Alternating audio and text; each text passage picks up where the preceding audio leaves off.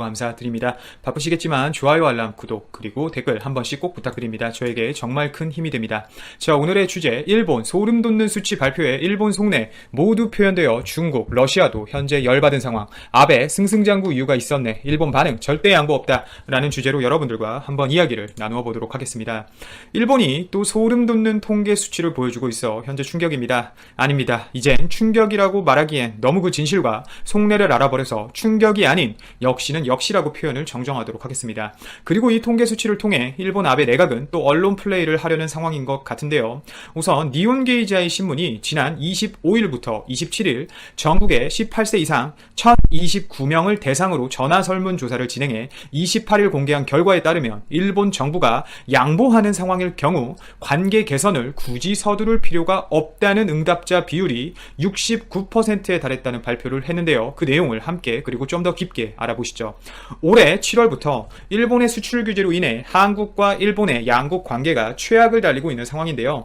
특히 최악의 관계를 만들고 있는 일본의 주장, 즉 지난해 10월 한국 대법원이 내린 징용 피해자 배상 판결의 수용 여부를 놓고 한일 양국 정부의 극한 대립이 이어지는 가운데 일본 국민의 69%는 일본 정부가 양보해야 하는 상황이라면 관계 개선을 서두를 필요가 없다고 생각하는 것으로 나타났습니다. 특히 최근 들어 일본의 여러 경제적 문제로 인해 한국과의 관계를 개선해야 한다고 보도한 일본 언론들의 의견과 상반된 의견의 데이터를 보여주고 있는데요. 일전에도 이와 같은 의견 조사가 있었지만 오히려 이전보다 더 높은 수치를 보여주고 있는 것입니다. 아직도 일본이 정신을 못 차렸다고 봐야죠. 분명 지난 8월 30일부터 9월 1일 진행한 같은 내용의 설문조사에서 관계 개선을 서두를 필요가 없다는 답변 비율이 이번과 비교해 2%포인트 낮은 67%였던 점에 비추어 본다면 사실상 일본 내에서 양보 없는 대응을 주문하는 목소리가 오히려 더욱 커진 것으로 우리는 분석할 수가 있습니다. 결국 한국 정부는 한국 사법부의 독립적 판단을 일본 정부가 받아들여야 한다는 입장이고, 일본 정부는 1965년 체결한 이 한일 청구권 협정을 근거로 징용 피해 배상 문제가 이미 해결됐다며 판결을 수용할 수 없다고 맞서고 있는 상황인데요. 또한 전쟁과 징용 문제를 합리화하면서 생각하는 문제 때문에 중국과 러시아도 현재 불편한 기색이 역력합니다. 지금 문제는 이 수치를 가지고 아베가 언론 플레이를 한다는 점입니다. 결국 이 같은 여론을 배경으로 아베 정부는 청구권 문제는 한일 청구권 협정으로 해결이 됐다는 입장을 고수할 수가 있다는 거죠. 특히 문제는 아베 정부가 저 극우 언론이라고 볼 수 있는 니케이 신문이 진행한 설문조사를 바탕으로 언론 플레이를 할 수 있다는 것이 문제입니다.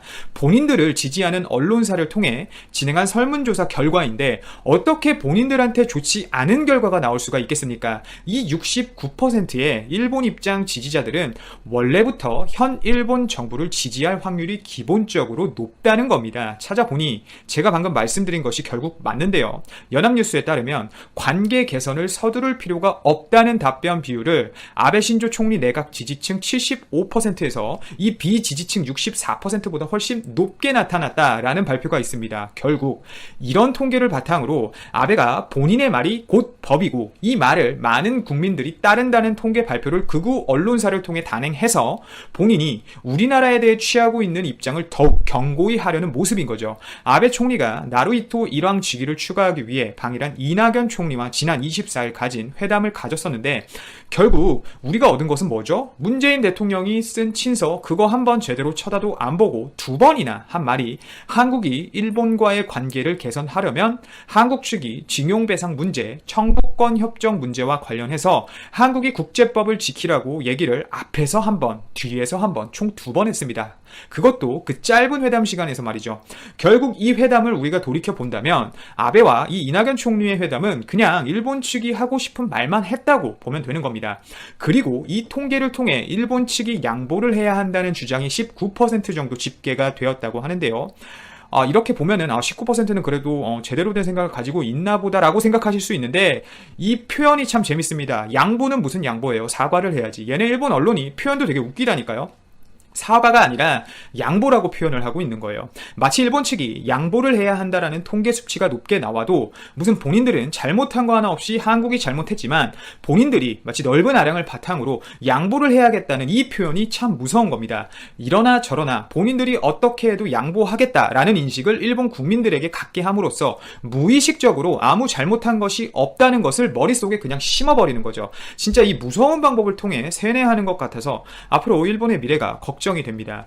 역사를 잊은 민족은 전 세계적으로 봐도 현재 일본밖에 없는 것 같습니다. 양보라고 생각하는 것은 분명 일본이 역사 교육을 제대로 하지 않고 있다는 점이고, 일본이 해야 하는 것은 양보가 아니라 사죄와 그것을 번복하지 않고 재발시키지 않겠다는 약속과 다짐임을 일본이 절대 잊지 않았으면 합니다. 뭐 생각도 못하겠지만. 그리고 지금 문제가 이뿐만이 아니죠. 일본 기자가 현재 한일 문제는 문재인 씨 탓이라는 발언을 해서 우리나라가 현재 뒤집혔습니다. KBS 1TV 시사 프로그램 시사 직격이 한일 문제 원인은 문재인 씨라고 발언한 일본인 패널의 주장을 그대로 방송했다가 현재 방송을 시작한 지 3주 만에 위기에 봉착했는데요. 지난 25일 방송한 이 시사 직격의 한일 관계 인식과 이해 2부작 이 2편에서 한일 특파원의 대화에서는 이 산케이 신문 해설위원이 한일 관계가 어려움에 봉착한 원인은 문재인 씨의 역사관 때문이라고 발언한 장면이 전파를 타버린 것입니다.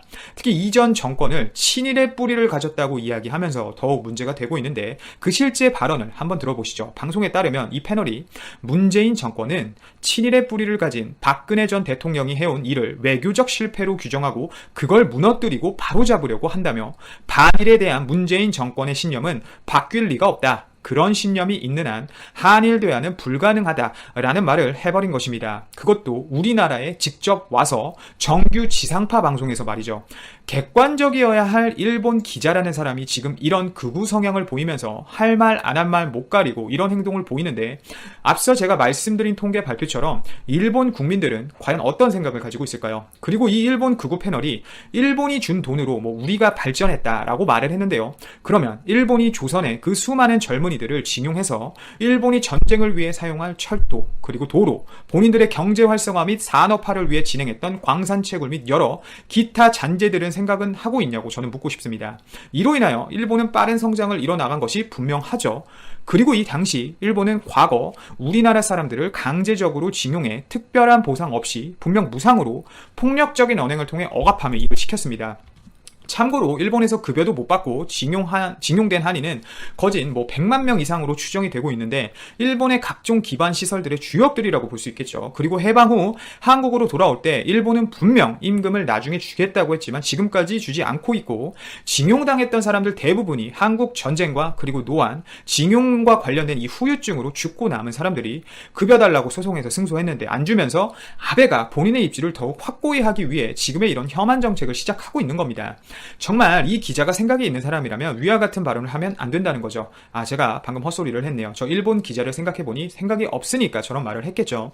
우선 일본은 여태온 행실을 보면 우선 바른 역사관을 싫어하는 것 같습니다. 제 생각엔 일본 기자들은 필수적으로 다른 나라에서 세계 역사 공부를 한 사람들이 기자를 할 필요가 있어 보이는데요. 우리나라 아니어도 미국이나 독일 정도에서 딱 배운다면 본인들이 과거에 어떤 행동을 했는지에 대해 구체적으로 제대로 배울 수 있겠죠.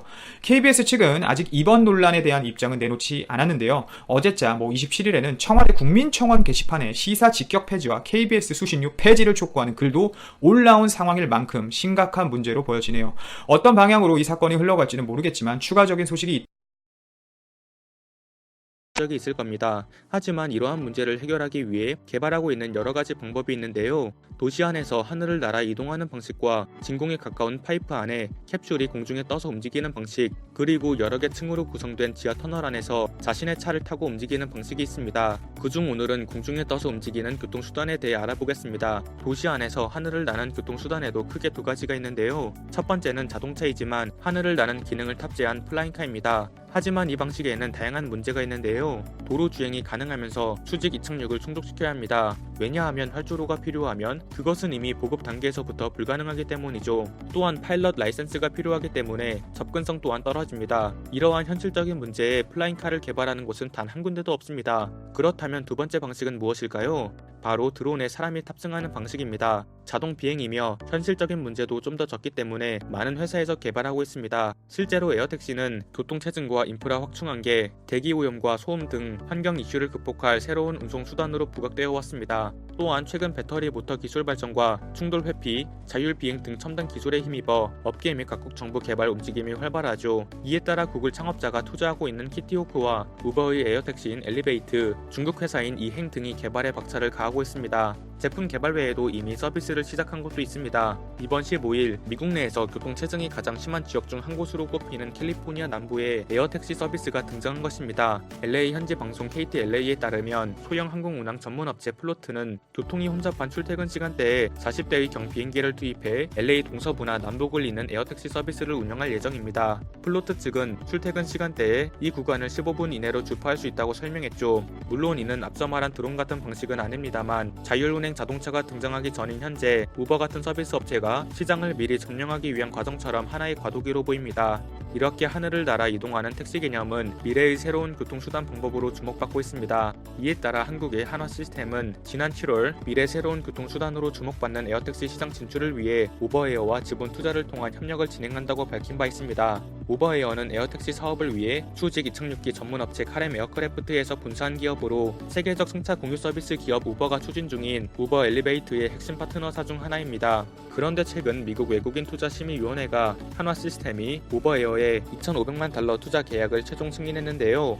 이번 투자 승인 완료로 우버에어는 한화 시스템과 함께 개인 항공기 버터플라이 개발을 본격화하여 기술 및 사업 협력 시너지를 극대화할 예정입니다. 버터플라이는 전기식 수직 이착륙기 타입으로 저소음 고효율의 최적 속도 로터 기술을 적용하면서 보다 조용하고 안전하며 효율적이고 환경 친화적인 에어택시 구현이 가능해 도심용 모빌리티 서비스 요구 조건에 최적화된 기체로 뽑힙니다. 개발 사양으로는 파일럿 1명 포함 5명 탑승이 가능하며 현 배터리 성능으로 비행속도 240km/h 이상에 운행거리 100km 이상이 가능합니다. 향후 오버에어와 한화 시스템은 미 연방항공청의 형식 인증 승인을 목표로 버터플라이 기체를 민수용 교통체계에 적합하도록 개발할 예정인데요. 아울러 한화 시스템은 오버에어에 대한 투자 확대를 검토하는 한편 국내에서도 기회를 모색해 나갈 것으로 밝혔습니다. 실제로 올해부터 국토교통부와 산업통상자원부가 추진 중인 자율비행 개인 항공기 개발 과제에도 참여 중입니다. 한편 에어택시는 미국을 중심으로 23년에 시범 서비스가 25년에 상업 운항이 시작될 전망이며 모건 스탠리도 관련 도심 항공교통 시장이 40년까지 1조 5천억 달러,